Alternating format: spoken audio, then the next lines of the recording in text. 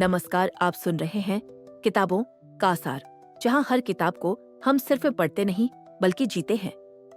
आज हम बात कर रहे हैं एक ऐसी शक्ति की जो दिखती नहीं पर सब कुछ बदल देती है। एक ऐसी ताकत जो आपकी सोच, व्यवहार और आत्मा को अंदर से छू जाती है। जी हाँ, हम बात कर रहे हैं मौन की शक्ति, द पावर ऑफ साइलेंस। लेखक हैं केल्विन डब्ल्यू नेथन। क्या है मौन? धीमे स्वर में मौन यानी न बोलना या फिर कुछ न सुनाई देना नहीं। केल्विन कहते हैं मौन सिर्फ चुप्पी नहीं है बल्कि आत्मा की सबसे शुद्ध अभिव्यक्ति है। आप दिन भर शोर से घिरे रहते हैं, traffic, mobile, TV, social media और सबसे बड़ा शोर आपके दिमाग का। पर क्या आपने कभी उस क्षण को महसूस किया है जब सब शांत होता है और आप सिर्फ अपने भीतर की आवाज सुनते हैं? वही मौन है। मौन और मस्तिष्क का रिश्ता, हमारा मस्तिष्क एक सुपर कंप्यूटर की तरह है, लगातार चल रहा, सोच रहा, निर्णय ले रहा। लेकिन हर मशीन को ठहराव चाहिए। 2013 की एक वैज्ञानिक स्टडी कहती है, अगर इंसान रोज सिर्फ 2 घंटे शांति में बिताए तो उसके मस्तिष्क में नई न्यूरल कोशिकाएं बनती हैं, विशेषकर हिपोकैम्पस में, जो याददाश्त, सीखने और भावनाओं से जुड़ा होता है। यानी मौन सिर्फ आत्मा के लिए नहीं, दिमाग के लिए भी अमृत है। ये स्ट्रेस कम करता है, ध्यान को बढ़ाता है, नींद को गहरा करता है। मौन में आत्मा से मुलाकात, जब बाहर की आवाजें शांत हो जाती हैं, तभी भीतर की बातें उभरती हैं। आपने अनुभव किया होगा, कभी अकेले बैठे हों और अचानक पुरानी यादें, दबी हुई भावनाएं या कोई अनकही बात मन की गहराई से ऊपर आ जाती है। वो कौन है जो अंदर बोलता है? वो आप ही हैं, आपका सच्चा स्वरूप। मौन आपको वह आईना देता है जिसमें आप अपने वास्तविक चेहरे को देख सकते हैं। मौन और रचनात्मकता, 1-2 पौने मिनट। क्या आपने कभी गौर किया है, सच्ची रचनात्मकता कब आती है? जब सब शांत होता है। कई लेखक, कलाकार, दार्शनिक मौन को म्यूज मानते हैं। जब शोर हटता है तब कल्पना उड़ान भरती है। आपकी रचनात्मक ऊर्जा मौन में आकार लेती है। विचार भी मौन में पैदा होते हैं और क्रांति भी। रिश्तों में मौन की भूमिका हर संवाद बोलने से नहीं होता। कभी कभी मौन सबसे गहरा संवाद होता है। किसी झगड़े में, किसी बहस में अगर हम मौन रहें तो हम गुस्से की जगह समझ चुनते हैं।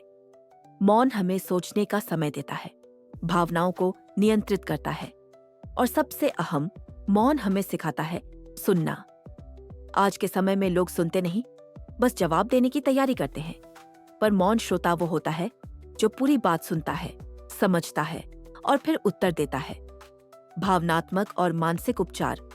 आज की दुनिया में तनाव और चिंता आम हो गई है। हर किसी को भागना है, कहीं पहुंचना है, पर कोई नहीं पूछता कहाँ जाना है। मौन रुकने की जगह है। यह हमारी भावनाओं को जगह देता है। आप जब शांत बैठते हैं तो आपके अंदर की अशांति धीरे धीरे शांत हो जाती है। आपका दिल आपको सुनने लगता है। आंतरिक बुद्धि और अंतर्ज्ञान, हम सबके अंदर एक आवाज होती है जिसे हम अक्सर अनदेखा करते हैं। वही है अंतर्ज्ञान। हम कहते हैं मुझे ऐसा लगा कि ये सही है, पर हम उस फीलिंग को शोर में दबा देते हैं। मौन आपको उस आवाज से जोड़ता है। आपका अंतर्ज्ञान तेज होता है, आप सही निर्णय ले पाते हैं। मौन और छोड़ने की कला, कुछ चीजें, कुछ लोग, कुछ यादें हमारे जीवन में बोझ बन जाती है, पर हम उन्हें छोड़ नहीं पाते। मौन आपको वो शक्ति देता है जिससे आप उन्हें प्यार से विदा कह सकते हैं। छोड़ना हार नहीं है, छोड़ना मुक्ति है। संघर्षों और संवाद में मौन, जब शब्दों से हल न निकले तब मौन से हल निकलता है। कई बार आपका शांत रहना दूसरे को सोचने का अवसर देता है। यह टकराव को संवेदनशीलता में बदल देता है। मौन और प्रभावशाली संवाद, हर महान वक्ता जानता है कब चुप रहना है। कभी कभी एक पॉज आपके शब्दों को वजन देता है। मौन आपके संवाद में गहराई लाता है। मौन शायद संतुलन, जीवन को संतुलित बनाना है तो हर दिन का कुछ हिस्सा मौन में बिताइए। सुबह की 10 मिनट की चुप्पी या रात की अकेली सैर आपको खुद से जोड़ती है। यह ना कोई खर्च मांगती है, ना कोई उपकरण, सिर्फ थोड़ा समय। अंतिम संदेश मौन, देखने में साधारण पर असर में अद्भुत। यह हमें जोड़ता है, हमारे आप से, दूसरों से और उस ब्रह्मांडीय ऊर्जा से जो हर जगह व्याप्त है। इस भागती दुनिया में थोड़ा ठहरिए, थोड़ी देर मौन में डूब जाइए, क्योंकि जवाब वहीं मिलते हैं जहां सवाल शांत हो जाते हैं। धन्यवाद।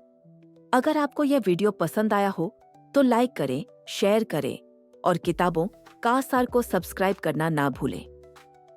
हर किताब एक कहानी कहती है, बस जरूरत है थोड़ा मौन होकर सुनने की।